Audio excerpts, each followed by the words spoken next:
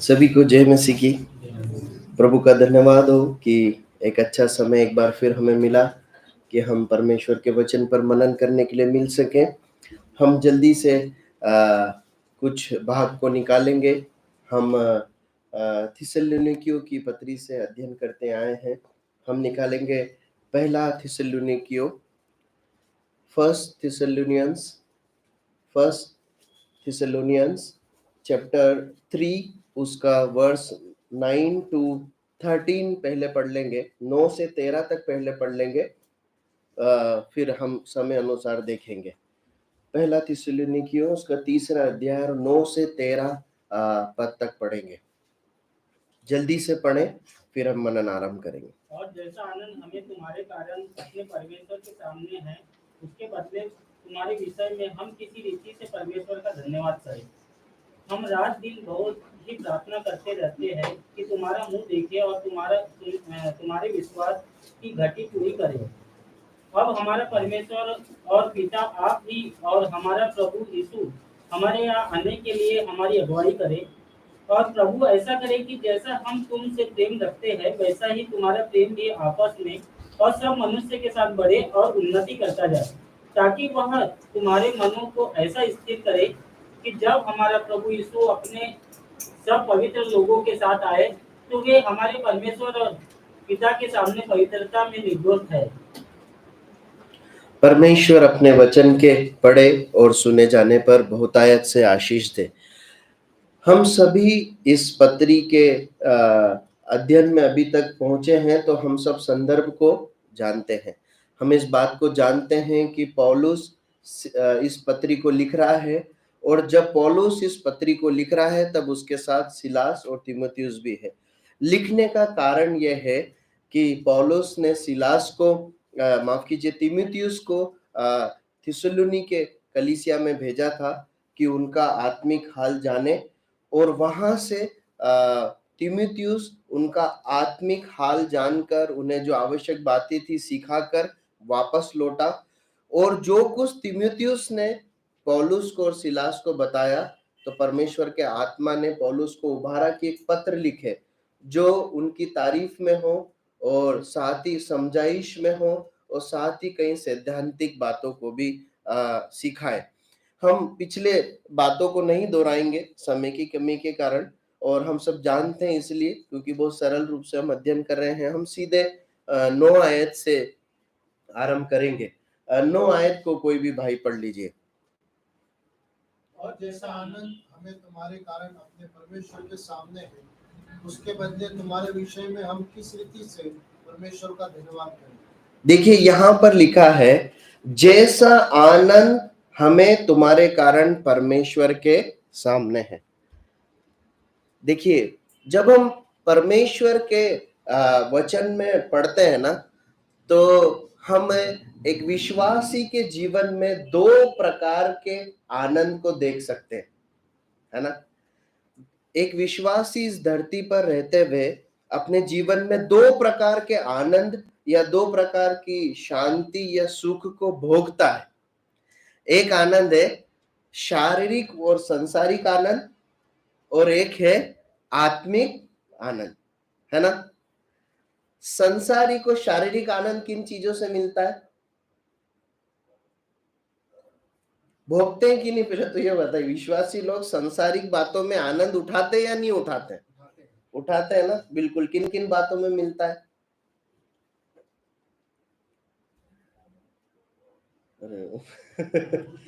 अपने यहाँ के लोग शायद आनंद उठा ही नहीं पा रहे हैं कुछ, है?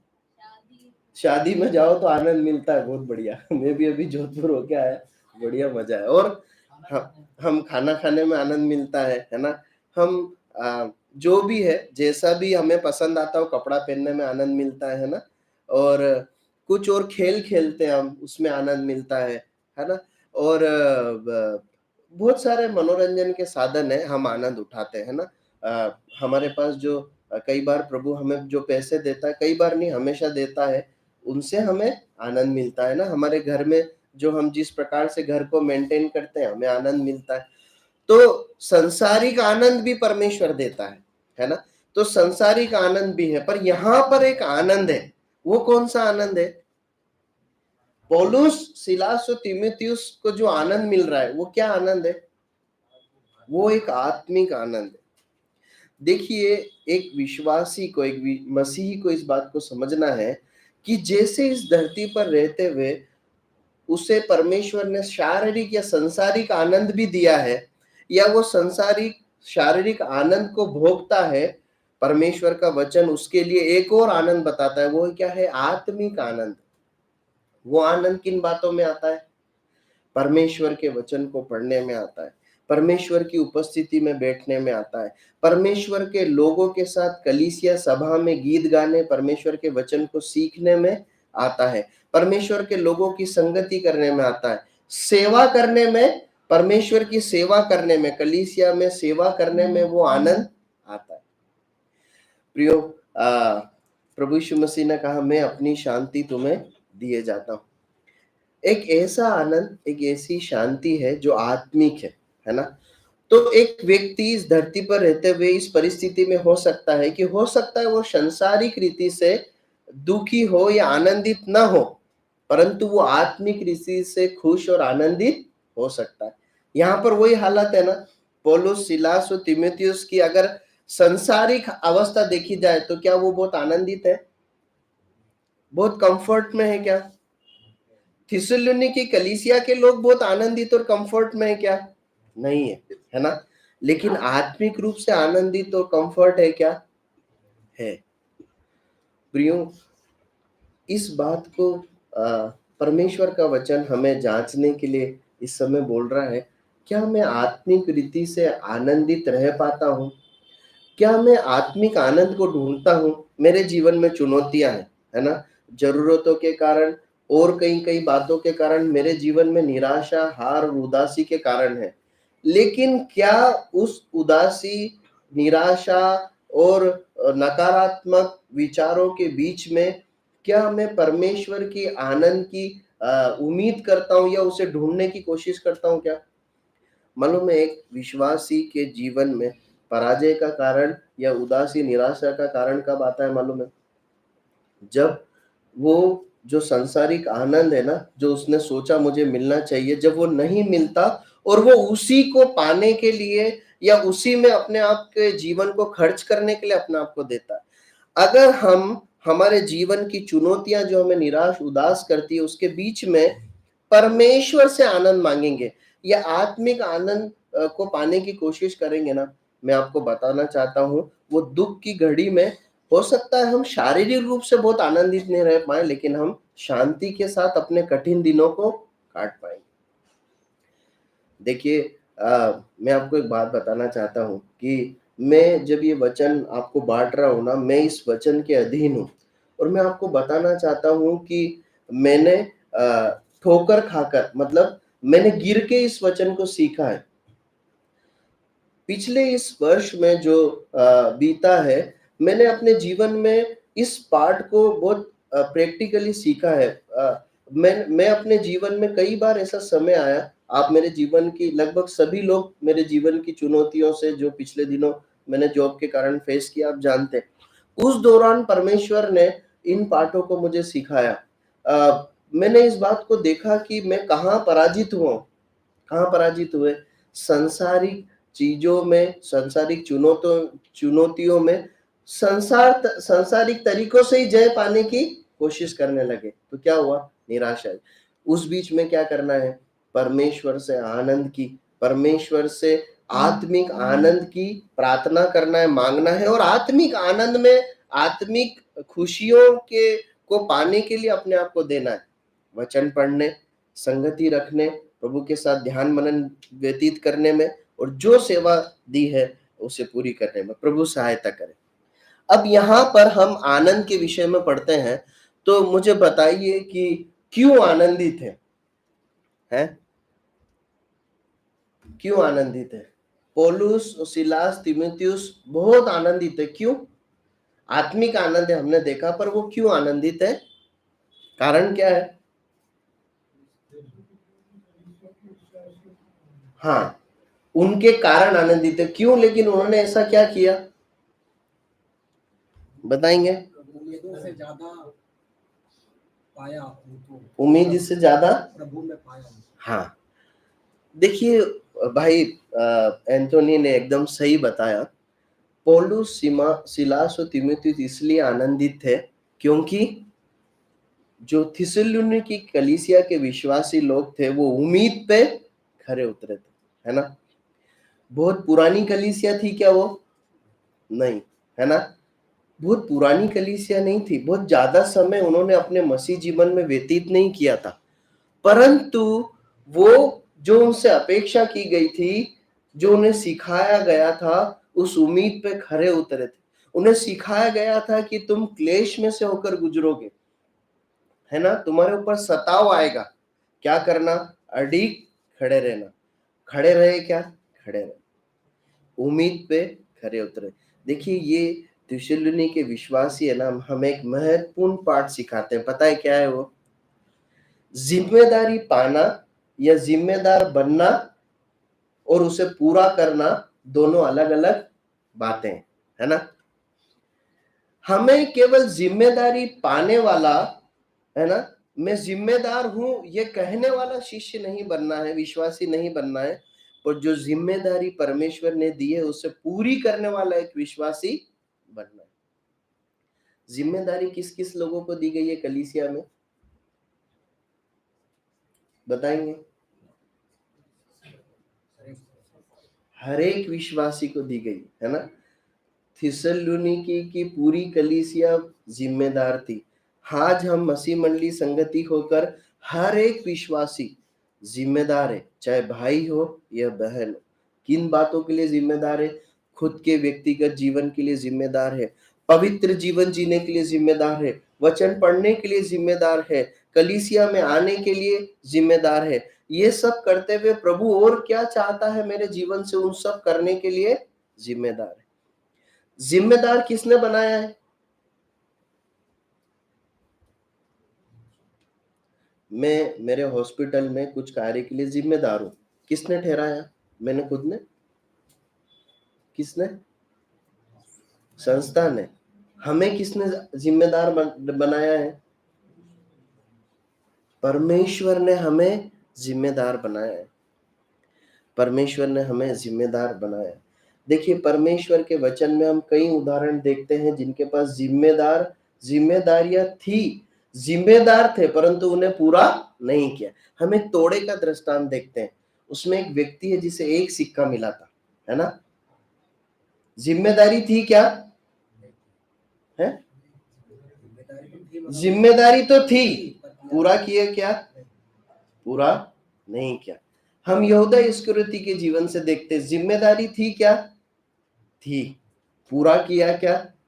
नहीं किया। हम शाऊल के जीवन से देखते, जिम्मेदारी थी, पूरी की क्या? नहीं की। ठीक उसी जगह पर हम कई भक्तों को देखते हैं। हम तोड़े के दृष्टांत में उन दो लोगों को देखते हैं, है ना, जिसको 5 मिले थे और जिसको कितने मिले थे? 2। उनके पास जिम्मेदारी थी, पूरा किया क्या? किया, है ना। मूसा के पास जिम्मेदारी थी, पूरा की क्या? की। यहोशू के पास जिम्मेदारी थी, पूरी की क्या? की। देखिए बाइबल 2 प्रकार के लोगों के बारे में बात करती है। जिम्मेदारी तो थी लेकिन कुछ लोगों ने उसे पूरा किया, विश्वास योग्यता का जीवन जिया, और कुछ लोगों ने पूरा नहीं किया। जिम्मेदारी होना या जिम्मेदार बनना बड़ी बात नहीं है, परंतु उसे विश्वास योग्यता के साथ पूरा करना बड़ी बात है। देखिए जब यहाँ पर जिम्मेदारी की बात की जा रही है ना, मैं कलीसिया में बड़े बड़े कार्यों की बात नहीं कर रहा हूं। मैं परमेश्वर के ये जो संदर्भ है आत्मिक जीवन के विषय में, मैं उस जीवन के विषय में बात कर रहा हूं जो आपको खुद को सौंपा गया। आप अपने आत्मिक जीवन के लिए जिम्मेदार है, आप वचन पढ़ने के लिए जिम्मेदार है, सभाओं में आने के लिए जिम्मेदार है, एक भाई दूसरे भाई का, एक बहन दूसरी बहन के आत्मिक उन्नति, सेवा, प्रेम करने के लिए जिम्मेदार है, सुसमाचार सुनाने के लिए जिम्मेदार है। ये उन जिम्मेदारियों की बात की जा रही है जो हर एक मसीह विश्वासी को सौंपा गया है। न कि भाषण देने की, न कि कलीसिया में कुछ और बड़े बड़े कार्यों करने की बात की जा रही। प्रभु सहायता करे। देखिए, एक व्यक्ति सभी विश्वासी जिम्मेदार हैं, परंतु कुछ विश्वासी पूरी करते हैं, कुछ चूक जाते हैं। बहुत सारे कारण हैं, पर 3 मुख्य कारण हैं जिससे एक विश्वासी जो है अपनी जिम्मेदारी को पूरी करने में फेल हो जाते हैं, चूक जाते हैं, है ना। निकालिए मत्ती का सुसमाचार उसका 25वां अध्याय। मत्ती का सुसमाचार उसका 25वां अध्याय और उसकी 26 आयत पढ़े। मैं पूरा नहीं पढ़ रहा हूँ उस भाग को, क्योंकि हम बहुत परिचित है ना। पूरा भाग अच्छे से याद है। 26वीं आयत पढ़ लीजिए केवल, मत्ती 25 का 26। क्या लिखा है? उसके स्वामी ने उसे उत्तर दिया कि हे दुष्ट और आलसी दास, जब जब यह तू जानता था कि जहाँ मैं नहीं बोया बस हो गया क्या? आयत पूरी हो गई? हाँ, पढ़ लीजिए। जहाँ मैं नहीं बोया वहां से काटता हूँ, और जहाँ मैंने नहीं सींचा वहां से बटोरता हूँ। अब देखिए, संदर्भ ये है कि उस स्वामी ने सबको तोड़े दिए थे, 5, 2 और 1, है ना। जब वो वापस लौट के आया तो सबसे क्या लेने लगा? हिसाब लेने लगा, है ना।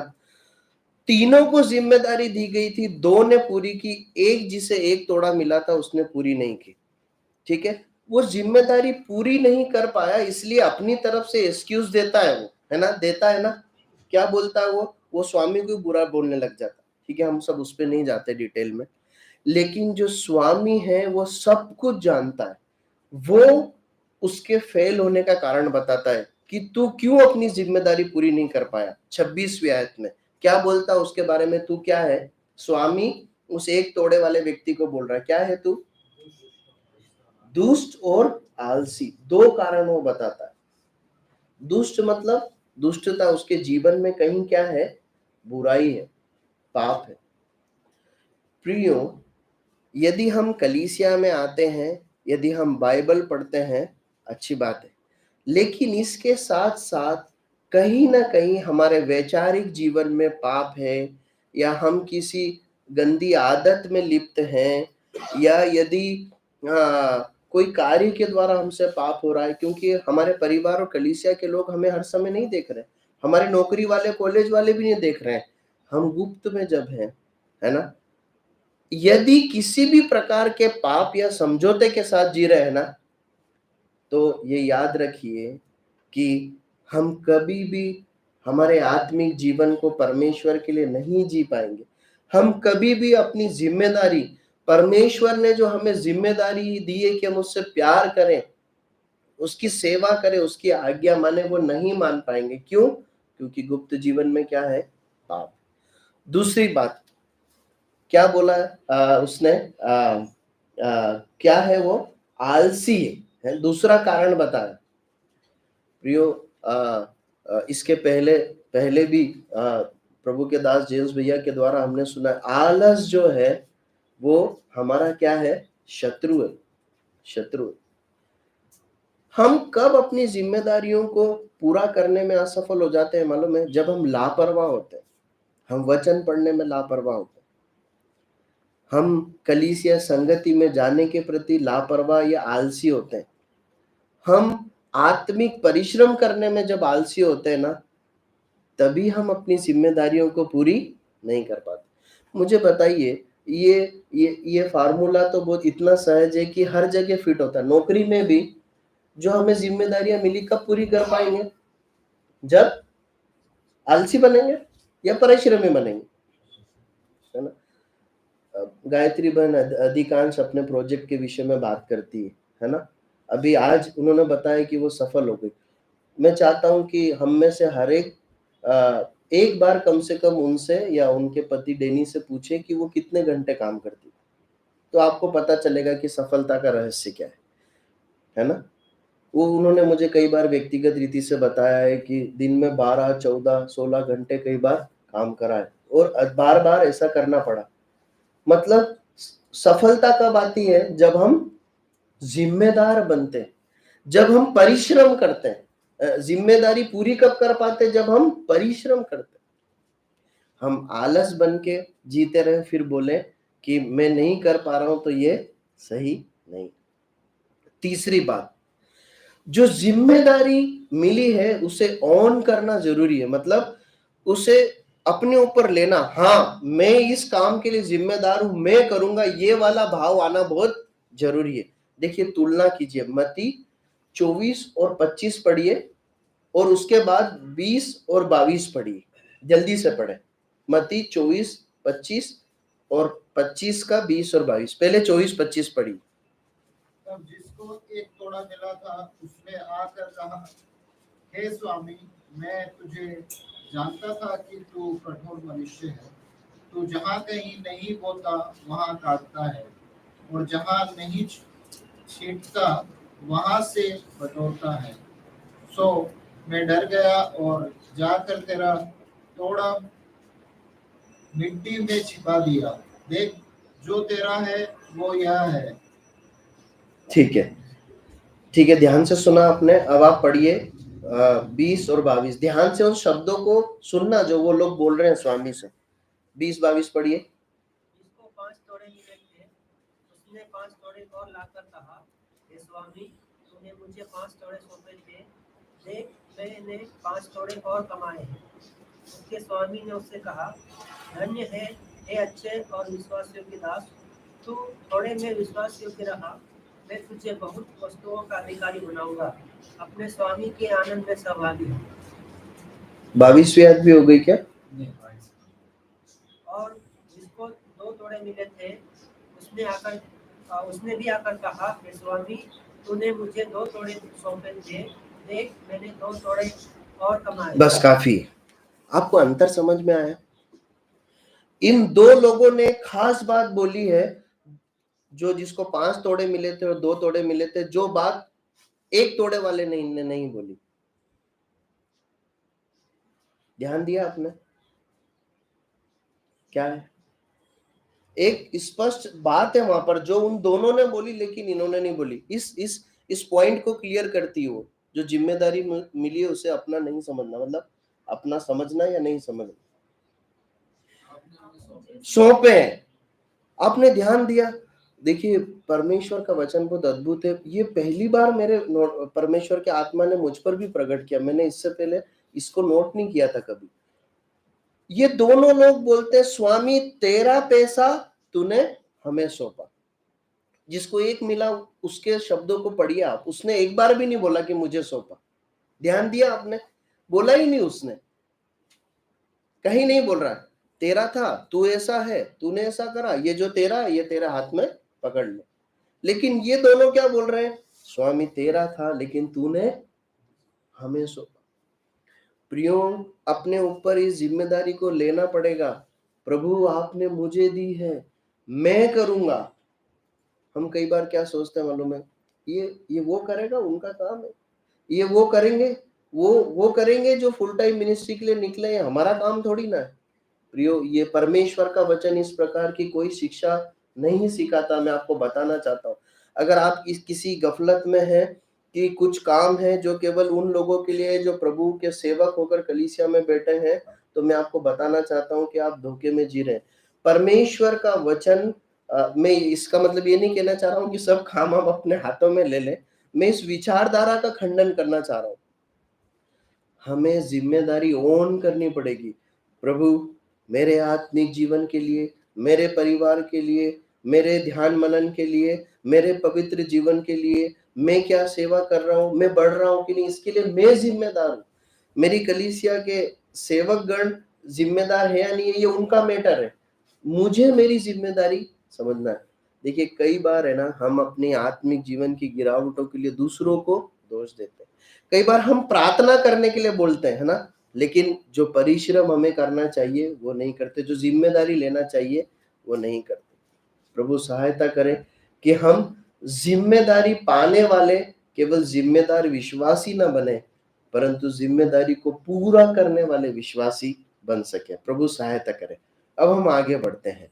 आगे की आयत को पढ़िए, क्या लिखा है 10वीं आयत को। पहला 1 थिस्सलुनीयंस chapter 3 verse 10. हम रात दिन बहुत ही प्रार्थना करते रहते हैं कि तुम्हारा मुंह देखे और तुम्हारे विश्वास की गति पूरी करे।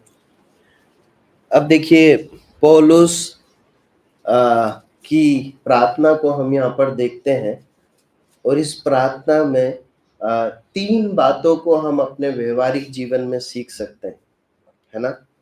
पौलुस प्रार्थना कर रहा है ना। 3 बातों को सीखते हैं।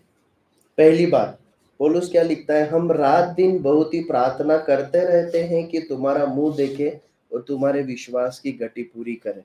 पहली बात हम सीखते हैं पौलुस से कि पौलुस एक नियमित प्रार्थना करने वाला व्यक्ति था। हमें नियमित प्रार्थना करना चाहिए, मतलब रोज प्रार्थना करना हमारे जीवन का एक हिस्सा होना चाहिए, है ना।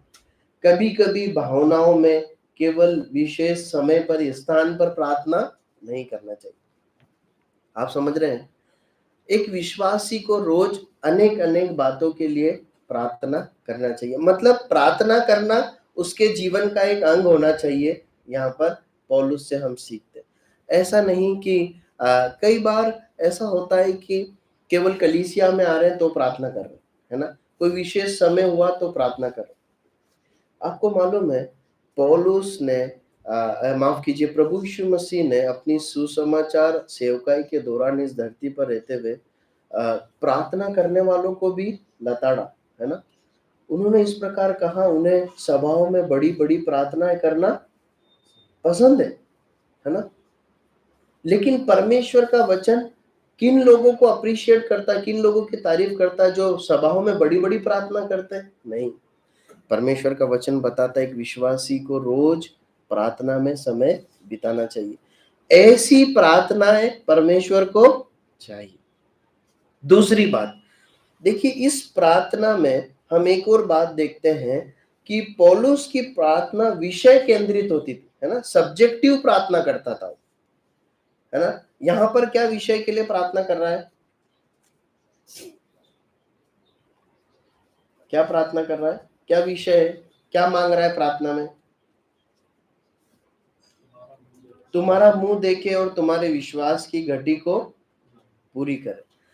देखिए जब भी हम प्रार्थना करते हैं ना, हमें रटी रटाई व्यर्थ शब्दों का दोहराव ये सब प्रार्थना नहीं। कई बार क्या होता है, हम हमारी एक पैटर्न है प्रार्थना, सबका होता है ना, उसमें कोई गलत नहीं है, परंतु हमें सीखना है कि बहुत सब्जेक्टिव प्रार्थना करें। जब आप अकेले में बैठते हैं, जब आप कलीसिया में आते हैं, जो विषय है उसके लिए प्रार्थना करें, है ना। ऐसा नहीं होना चाहिए कुछ रटे रटे शब्द बोल रहे हैं, प्रभु हमें आशीष दे। मैं माफ कीजिए, मैं ये नहीं बोलना चाह रहा हूँ आप ऐसी प्रार्थना ना करें, पर मैं आपको बहुत अच्छे से आप समझे इसलिए बोल रहा हूँ ताकि प्रार्थनाएं बहुत अर्थपूर्ण हो। देखिए हम जिस परमेश्वर से प्रार्थना करते हैं ना, वो बहुत बुद्धिमान है। उसके विषय में लिखा है कि हमारे मुंह में शब्द आने से पहले वो हमारे प्रार्थना विषयों को जानता है। इसलिए हमें अनावश्यक बार बार दोहराव करने की जरूरत नहीं है। रट मैंने देखा है कई लोगों को, मैं अपनी बात देखा है, मतलब आप लोगों की बात नहीं कर रहा हूँ, कई लोगों को मैंने प्रार्थना करते हुए देखा, hallelujah hallelujah praise the Lord, मतलब समझ रहे हैं आप, वो व्यर्थ बोलते जा रहे हैं। कई बार कुछ लोगों को मैंने सुना है प्रार्थना करते हुए इस प्रकार से, प्रभु हमें आशीष दे, बढ़ाए। क्या आशीष दे, किन विषयों में आप बढ़ना चाहते हैं? बोलिए प्रभु से, प्रभु ये है, प्रभु मैं बाइबल पढ़ना चाहता हूँ लेकिन मैं नहीं पढ़ता हूँ, मैं इनडिसिप्लिन हूँ, मुझे बाइबल पढ़ने के लिए अनुग्रह दीजिए। मैं सभा में जाना चाहता हूँ पर मैं नहीं जाता हूँ, मैं या तो लापरवाह हूँ या मेरी नौकरी की वजह से। प्रभु मेरे जीवन में क्या, प्रभु मेरे बच्चों के इस विषय, मेरी पत्नी, मेरे पापा, मेरी कलीसिया, मेरा वो भाई, मेरी वो बहन, विषय ओरिएंटेड होकर प्रार्थना करना जरूरी है। प्रभु सहायता करे। तीसरी बात हम सीखते हैं कि आत्मिक जरूरतों के लिए प्रार्थना करना। पौलुस जो प्रार्थना कर रहा है यहाँ पर, वो क्या है कि कौन सा विषय, आत्मिक है कि शारीरिक है? आत्मिक विषय है ना। हमें स्वयं और दूसरों के लिए आत्मिक जरूरतों के लिए प्रार्थना करना चाहिए। तो क्या शारीरिक जरूरतों के लिए नहीं करना चाहिए? प्रभु यीशु मसीह ने जब प्रार्थना करना सिखाई तो आत्मिक जरूरतों के लिए प्रार्थना करना सिखाई या शारीरिक जरूरतों के लिए प्रार्थना सिखाई? बताइए। दोनों। सही है ना? प्रभु यीशु मसीह ने दोनों सब्जेक्ट कवर करे। तुम अपनी शारीरिक जरूरतों के लिए भी प्रार्थना करना और तुम अपनी आत्मिक जरूरतों के लिए भी प्रार्थना करना। लेकिन हमने उस प्रार्थना को इतने अच्छे से सीखा है कि हम शारीरिक जरूरतों के लिए प्रार्थना करते हैं। मेरे को बड़े दुख के साथ मैं कहना चाहता हूँ, कई ऐसे मसीह समाज है जहाँ पर मैंने देखा है कि उन्होंने इस प्रार्थना को ऐसा नियम बना लिया है कि कुछ सभा हुई तो विदा होने के समय वो प्रार्थना को जरूर दोहराते हैं। और मेरे को बहुत दुख है कि कई लोग मेरे नज़दीकी में रहे हैं, हम लोग ने बढ़िया खाना खा लिया और खाने के बाद वो इस प्रार्थना को दोहराने, प्रभु आज दिन भर की रोटी हमें देना। आप समझ रहे हो कुछ अर्थ है क्या इसमें? नहीं। हम शारीरिक विषय को बहुत मांगते हैं, मालूम है? हम ये दे दो प्रभु, वो दे दो, मुझे ये दे दो, मेरी पत्नी को वो दे दो, मेरे बच्चे को वो दे दो, मेरे पापा को वो दे दो, मुझे वो भी चाहिए, वो ये भी मिल जाए तो अच्छा है। मैं आपको बोलना चाहता हूँ, क्या कभी याद है क्या हम किन आत्मिक विषयों को प्रभु मांगते हैं? प्रभु मैं आपसे प्यार करना चाहता हूँ, आप मेरे अंदर प्यार दीजिए। प्रभु मैं बहुत अविश्वासी हूँ, है मुझे विश्वासी बने। प्रभु मेरे विचारों में बहुत गंदगी आती है, मुझे पवित्र विचार वाला एक व्यक्ति बनाइए। प्रभु मैं कई बार बोलने में लापरवाह, मुझे एक अच्छा बोलने वाला व्यक्ति बनाइए। प्रभु मैं अपने क्रोध को या जो गंदी लालसा मेरे मन में उठती मैं उसको नियंत्रित नहीं कर पाता, आप मुझे उसको नियंत्रित करने वाला एक व्यक्ति बनाइए। मुझे अच्छा पिता बनाइए, मुझे अच्छा पति बनाइए, मुझे अच्छी पत्नी बनाइए, मुझे अच्छे बच्चे बनाइए। मैं बच्चों से कहना चाहता हूँ, आप अपने खेल के सामान, अपने पढ़ाई के लिए प्रार्थना करते हैं क्या? आप प्रार्थना करते हैं कि मुझे अच्छे बच्चे बनाइए आपके वचन के अनुसार? प्रियो, परमेश्वर के भक्तों को वचन में हम आत्मिक बातों को मांगते हुए देखते हैं, इसलिए कि उन्होंने आत्मिक बातें मांगी। मालूम क्या है? उन्होंने संसारिक बातों को छोड़ दिया, परंतु परमेश्वर ने उन्हें संसारिक आशीषों से भी भर दिया। प्रभु क्या कहता है? पहले मेरे राज्य और धर्म की खोज करो तो तुम्हें ये सब वस्तुएं मिल जाएगी। इसीलिए पता है, मैंने बचपन से परमेश्वर के दासों को देखा है, आज तक मैंने आज तक देखा है, मैं आपको गवाही दे सकता हूँ। आप प्रभु के लोगों को देखेंगे, वो कमाई नहीं करते, प्रभु की सेवा करते, उन्होंने अपनी अच्छी अच्छी नौकरियां छोड़ दी। मैं आपको बताना चाहता हूँ, मैंने उनको देखा है कि उनकी कलीसिया में से अमीर लोगों से अच्छा प्रभु उन्हें चलाता है, उन्हें आदर देता है, उन्हें सांसारिक चीजें भी देता है। क्यों मालूम है? क्योंकि उन्होंने अपने अपने जीवन को उसके राज्य और धर्म के लिए झोंक दिया। प्रभु कहता है मैं जरूरतों को पूरा करूंगा। हमें आत्मिक जरूरतों के लिए प्रार्थना करना है। उसके बाद हम यहीं पर ही समाप्त करेंगे। देखिए, प्रार्थना विषय कब मिलते हैं मालूम है? जब हम परमेश्वर के वचन को पढ़ते हैं या कलीसिया में जाते हैं। मैं आपको बताना चाहता हूँ, यदि आप परमेश्वर के वचन को नहीं पढ़ते हैं, कलीसिया में नहीं जाते, आपको आत्मिक विषय मिलेंगे ही नहीं। आप जिस राज्य में, जिस माहौल में जिएंगे, उसी के लिए प्रार्थना करेंगे। आप जिस माहौल में जिएंगे, उसकी लालसा आपके अंदर होगी, आप मांगेंगे भी वही। अगर आप संसारिक माहौल में संसारिक इच्छाओं के लिए जिएंगे, तो जो मन में होगा वही मांगेंगे। यदि परमेश्वर को वचन को पढ़कर आत्मिक बातों के लिए जिएंगे, तो आत्मिक इच्छाएं उत्पन्न होगी। क्या मांगोगे? आत्मिक चीजें मांगोगे। हमने 3 बातों को देखा, नियमित प्रार्थना करना, विषय केंद्रित होकर प्रार्थना करना, और तीसरी बात देखिए, आत्मिक जरूरतों के लिए प्रार्थना करना। और स्वयं के लिए नहीं, दूसरों के लिए भी प्रार्थना करना। पौलुस यहाँ पर दूसरों के लिए प्रार्थना करना। हमारा समय समाप्त हो गया। परमेश्वर इन वचनों को पढ़े सुने जाने पर आशीष दे और इसके अनुसार करने के लिए हमारी मदद करे। प्रभु के नाम की महिमा।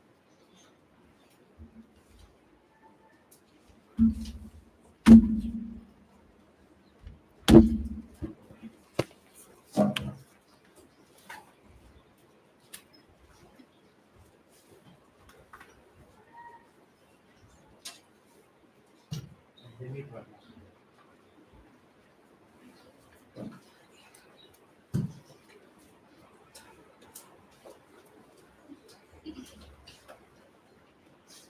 हम धन्यवाद